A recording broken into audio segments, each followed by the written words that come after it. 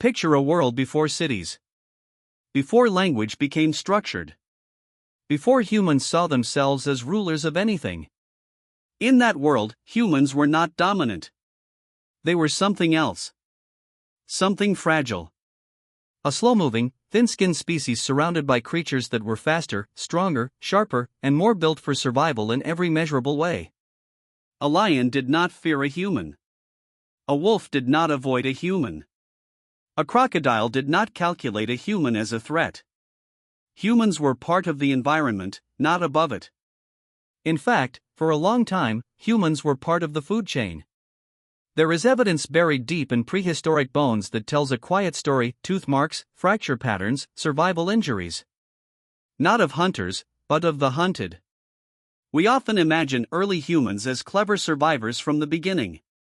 But nature does not reward intelligence alone. It rewards effectiveness. And early humans were not yet effective. They were exposed. Vulnerable. Replaceable. So the real question is not how humans survived. The real question is this: what changed so completely that the entire relationship between humans and the rest of the animal kingdom reversed? Because at some point, something shifted. Not in the body. The body remained unimpressive. No claws grew. No fangs sharpened. No natural armor evolved. The change happened somewhere else. Something invisible began to form inside the human mind.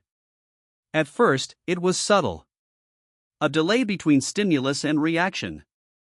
A pause between fear and action. A strange ability to not immediately respond to danger. Where every other animal reacts instantly, humans began to hesitate. And in that hesitation, something new was born. Observation. Instead of fleeing blindly, humans started watching. Instead of reacting to movement, they started predicting it. Instead of escaping nature, they started reading it. The wind was no longer just wind. It became information. Tracks were no longer random marks. They became sentences in a hidden language. And slowly, without realizing it, humans stopped being participants in the survival game. They became analysts of it. A predator does not think about thinking. It acts. A prey animal does not calculate probability. It runs. But humans began doing something unnatural. They began building internal simulations of reality. If I move here, what will happen? If the animal turns left, where will it be in 1 hour? If I wait instead of chasing, will it return? This was not strength. This was not speed. This was something entirely different. And the moment this ability appeared, survival stopped being about the present moment. It became about time itself. Past information mattered. Future prediction mattered even more. And the human mind began stretching beyond immediate reality into something no other species had access to. A mental world that did not exist yet, but could still influence survival. At this stage, humans were still not feared. Because nothing visible had changed. The body was still weak. The movement was still slow. The vulnerability was still obvious. But underneath that weakness, something was forming that nature had never prepared for. And the rest of the animal kingdom had no way of seeing it yet. Because you cannot see a thought forming. You can only see the result, long after it is already too late. And by the time other animals began to notice the pattern, the world had already started to change. Fear in nature is simple. It is immediate. It is physical. It is based on what can be seen. A lion fears another lion because of strength. A deer fears a predator because of speed. A herd reacts because of movement.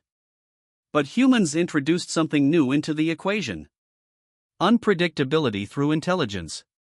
At first, it was small things. Animals that ran in straight lines were no longer safe.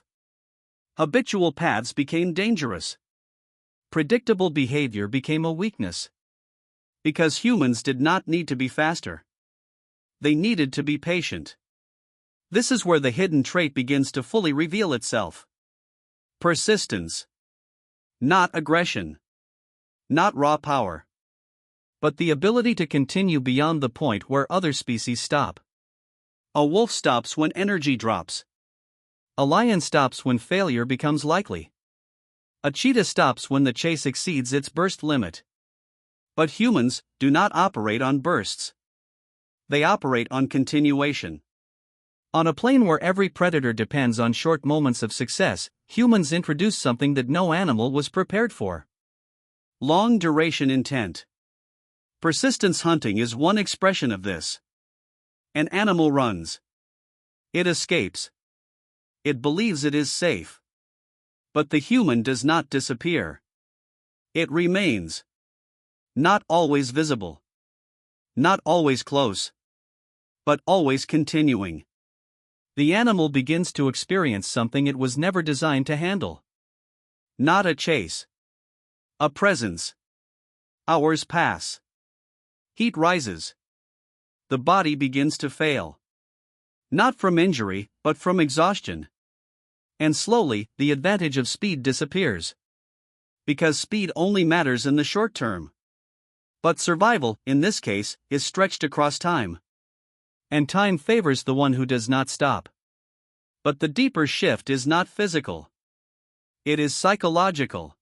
Humans were not simply tracking animals. They were building a continuous model of them. Every footprint. Every broken branch. Every subtle change in direction became part of a mental reconstruction. And that reconstruction never stopped updating. This is the trait that changed everything. The ability to hold an evolving prediction of reality inside the mind while reality itself keeps changing. No other predator does this. Because no other predator can detach survival from immediate perception. This is why humans became feared. Not because they were always strong.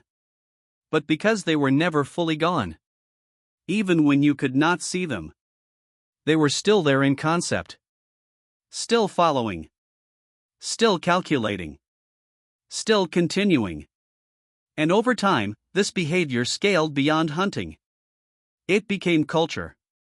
It became cooperation. It became strategy. It became civilization.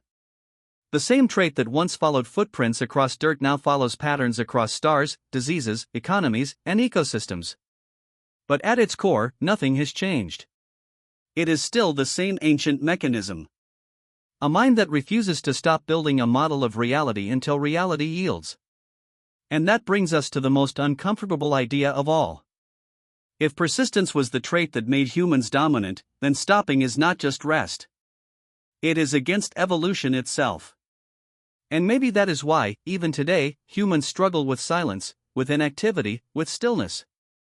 Because somewhere deep inside the species, there is still an old instruction running. Do not stop. Continue. Until the world finally gives way. And if that is true, then the most powerful predator on Earth was never the fastest, the strongest, or the most violent. It was the one that simply refused to quit.